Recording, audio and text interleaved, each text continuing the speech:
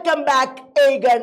എടാ, ഇന്ന് നമ്മൾ പ്രധാനമായിട്ടും ചർച്ച ചെയ്യുന്നത് നമ്മുടെ ഫൈനൽ എക്സാമിന് അഥവാ പബ്ലിക് എക്സാമിന് വരാൻ ചാൻസ് ഉള്ള 3 എസ് എ ക്വസ്റ്റ്യൻസ് ആണ്. ഇതിലേത് വേണമെങ്കിലും എന്ത് ചെയ്യാം, എസ് എക്ക് ചോദിക്കാം. ഏതാണ് ചാപ്റ്റർ? മാസ് മൂവ്മെന്റ് ആണ് ചാപ്റ്റർ. അതിൽ ഏതാണ് ടോപ്പിക്? നമ്മുടെ ഗാന്ധിജിയുടെ പ്രധാനപ്പെട്ട 3 മാസ് മൂവ്മെന്റ് അഥവാ ഗാന്ധിജിയുടെ ബഹുജന സമരങ്ങളാണടാ. ഒന്നാമത്തെ സമരം ഏതായിരുന്നടാ? അതെ, നോൺ കോപ്പറേഷൻ, അതെ ഖിലാഫത്ത് മൂവ്മെന്റ് അല്ലെ, നിസ്സഹകരണ പ്രസ്ഥാനം എന്ന് പറയുന്ന ഭാഗം നമുക്ക് എന്ത് ചെയ്യാം, എസ് എക്ക് പ്രതീക്ഷിക്കാവുന്നതാണടാ.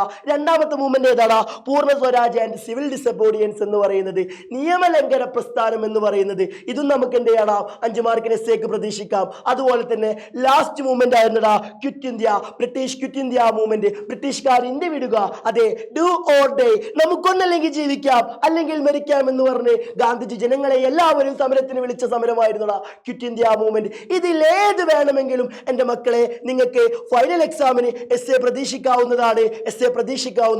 അപ്പൊ എൻ്റെ മക്കൾ കൃത്യമായി പഠിച്ചിട്ട് പോവുക. ഇതിലേത് മൂവ്മെന്റ് വേണമെങ്കിലും ഫൈനൽ എക്സാമിന് നമുക്ക് എസ് എ വരാം.